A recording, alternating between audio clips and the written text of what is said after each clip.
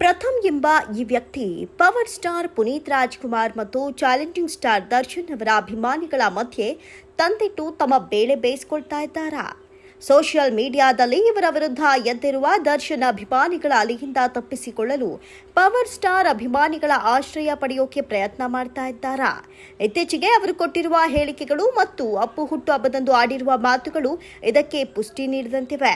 ಈ ವಿಚಾರಗಳು ಮತ್ತೆ ಸೋಷಿಯಲ್ ಮೀಡಿಯಾಗಳಲ್ಲಿ ಟ್ರೋಲ್ ಆಗ್ತಿವೆ. ಪ್ರಥಮ್ ಒಂದು ಕಡೆ ದರ್ಶನ್ ಅವರ ಅಭಿಮಾನಿಗಳನ್ನ ಕೆಣಕ್ತಾನೆ ಇರ್ತಾರೆ.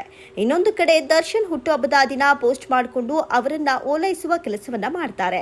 ಇತ್ತ ಪುನೀತ್ ರಾಜ್ಕುಮಾರ್ ಹುಟ್ಟುಹಬ್ಬದ ದಿನ ಅಪ್ಪು ಅವರ ಗುಣಗಾನ ಮಾಡುವ ಭರದಲ್ಲಿ ಮತ್ತೆ ಬೇರೆ ಸ್ಟಾರ್ ನಟರ ಅಭಿಮಾನಿಗಳನ್ನ ಕೆಣಕ್ತಾರೆ. ಅಷ್ಟಕ್ಕೂ ಈ ಪ್ರಥಮ್ ಯಾರು? ಚಿತ್ರರಂಗಕ್ಕೆ ಅವರ ಕೊಡುಗೆ ಏನು? ಅವರು ನಟಿಸಿದ ಎಷ್ಟು ಸಿನಿಮಾಗಳು ಗೆದ್ದಿವೆ ಅನ್ನೋದಕ್ಕಿಂತ ಅವರ ಎಷ್ಟು ಸಿನಿಮಾಗಳನ್ನ ನೀವು ನೋಡಿದ್ದೇವೆ ಅನ್ನೋದು ದೊಡ್ಡ ಪ್ರಶ್ನೆ. ಇದರ ಜೊತೆಗೆ ಪ್ರಥಮ್ ಜನಪ್ರಿಯತೆ ಎಷ್ಟು? ಪ್ರಥಮ್ಗೆ ನಾನು ಏನು ಅಂತ ಮಾತನಾಡ್ತಾ ಇದ್ದೀನಿ, ನಾನು ಯಾಕೆ ಮಾತಾಡ್ತಾ ಇದ್ದೀನಿ ಅನ್ನೋದ್ರ ಅರಿವಿದ್ಯಾ? ಯಾಕೆ ಇಲ್ಲಸಲ್ಲದ ವಿವಾದಗಳನ್ನ ಸೃಷ್ಟಿ ಮಾಡ್ತಾರೆ? ಪ್ರಚಾರಕ್ಕಾಗಿ ಈ ರೀತಿ ಮಾಡ್ತಾರಾ? ಇವರ ಮಾತುಗಳನ್ನ ಜನ ಗಂಭೀರವಾಗಿ ತೆಗೆದುಕೊಳ್ತಾರಾ ಎನ್ನುವ ಹತ್ತಲವು ಪ್ರಶ್ನೆಗಳು ಸಿನಿ ರಸಿಕರನ್ನ ಕಾಡ್ತಾ ಇವೆ.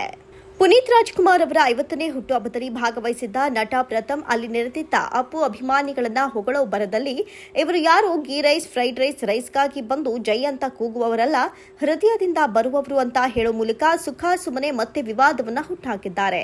ಹೇಗೂ ದರ್ಶನ್ ಅವರ ಅಭಿಮಾನಿಗಳು ಪ್ರಥಮ್ ಸಿನಿಮಾ ನೋಡಿ ಸಪೋರ್ಟ್ ಮಾಡುವುದಿಲ್ಲ. ಅದು ಅಲ್ಲದೆ ಪ್ರಥಮ್ ಹಾಕೋ ಸೋಷಿಯಲ್ ಮೀಡಿಯಾ ಪೋಸ್ಟ್ಗಳಿಗೆ ಹಿಗ್ಗಾಮುಗ್ಗಾ ನೆಗೆಟಿವ್ ಆಗಿ ಕಮೆಂಟ್ಗಳೇ ಬರುತ್ತವೆ. ಕಡೆಯ ಪಕ್ಷ ಅಪ್ಪು ಅವರ ಅಭಿಮಾನಿಗಳನ್ನ ಓಲೈಸಿಕೊಂಡ್ರೆ ಒಂದಿಷ್ಟು ಪಾಸಿಟಿವ್ ಕಮೆಂಟ್ ಬರಬಹುದು ಅನ್ನೋ ಲೆಕ್ಕಾಚಾರ ಪ್ರಥಮ್ ಅವರದ್ದು ಇರಬಹುದು. ಏನಾದ್ರೂ ವಿವಾದ ಮಾಡಲೇಬೇಕು ಅಂತ ಮೈಕ್ ಮುಂದೆ ಮಾತನಾಡ್ತಾರೋ ಗೊತ್ತಿಲ್ಲ. ಆದ್ರೆ ಇವರು ಮಾತಾಡೋ ಮಾತುಗಳೆಲ್ಲ ಗೊಂದಲವನ್ನ ಕ್ರಿಯೇಟ್ ಮಾಡಿಬಿಡುತ್ತವೆ. ತಮ್ಮ ಸಿನಿಮಾ ಮತ್ತು ಇತರೆ ವೃತ್ತಿ ಜೀವನಕ್ಕಿಂತಲೂ ಹೆಚ್ಚಾಗಿ ಪ್ರಥಮ್ ಸುದ್ದಿ ಆಗಿರೋದು ಕಾಂಟ್ರವರ್ಸಿಗಳಿಂದ ಅನ್ನೋದು ನಮಗೂ ನಿಮಗೂ ಗೊತ್ತಿರೋ ವಿಚಾರ. ಆದ್ರೆ ಇದು ಇನ್ನೆಷ್ಟು ದಿನ ನಡೆಯುತ್ತೆ ಅನ್ನೋದೇ ಮತ್ತೊಂದು ಪ್ರಶ್ನೆ. ದರ್ಶನ್ ಜೈಲು ಸೇರಿದ್ದ ನೋವಲ್ಲಿ ಏನ್ ಮಾಡಬೇಕು ಅಂತ ದಿಕ್ಕು ತೋಚದೆ ಕಂಗಾಲಾಗಿದ್ದ ದರ್ಶನ್ ಅವರ ಅಭಿಮಾನಿಗಳನ್ನ ಇನ್ನಷ್ಟು ನೋಯಿಸಿ ಪ್ರಥಮ್ ಎದುರು ಹಾಕಿಕೊಂಡ್ಬಿಟ್ಟಿದ್ರು. ಅಲ್ಲಿಂದ ಶುರುವಾಗಿತ್ತು ಪ್ರಥಮ್ಗೆ ದಾಸನ ಅಭಿಮಾನಿಗಳ ಜೊತೆಗೆ ಜಟಾಪಟಿ. ಪ್ರಥಮ್ಗೆ ದರ್ಶನ್ ಅಭಿಮಾನಿಗಳು ಎಂದು ಹೇಳಿಕೊಂಡು ಹಲವರು ಕರೆ ಮಾಡಿ ಆವಾಜ್ ಹಾಕಿದ್ರು. ಇದರ ಜೊತೆಗೆ ಪ್ರಥಮ್ ಹೋದ ಕಡೆಯೆಲ್ಲ ಡಿ ಬಾಸ್ ಎನ್ನುವ ಕೂಗು ಕೇಳಿ ಬರೋದಕ್ಕೆ ಶುರುವಾಯಿತು.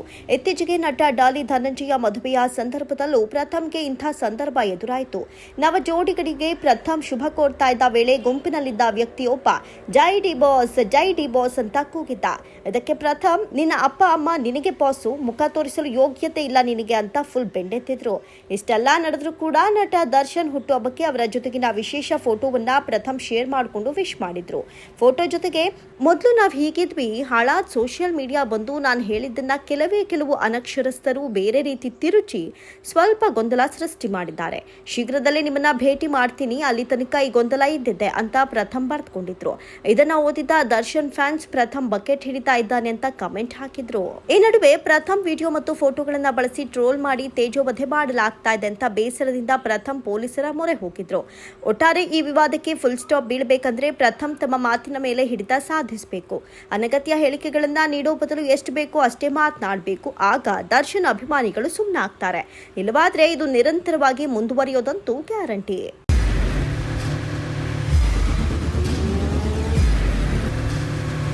ಪ್ರಜಾಮಾರ್ಗ ನ್ಯೂಸ್, ಇದು ಜನಸಾಮಾನ್ಯರ ಧ್ವನಿ. ನಮಸ್ಕಾರ. ನೀವು ನೋಡ್ತಾ ಇದ್ದೀರಾ ಪ್ರಜಾಮಾರ್ಗ ನ್ಯೂಸ್. ರಾಷ್ಟ್ರದ, ರಾಜ್ಯದ, ರಾಜಕೀಯದ ಬಗ್ಗೆ ಹೆಚ್ಚಿನ ಸಿನಿಮಾ ಅಪ್ಡೇಟ್ಗಳಿಗಾಗಿ ಫಸ್ಟ್ ಲೈಕ್ ಮಾಡಿ, ಸಬ್ಸ್ಕ್ರೈಬ್ ಆಗಿ, ಹಾಗೆ ಫಾಲೋ ಕೂಡ ಮಾಡಬೇಕು.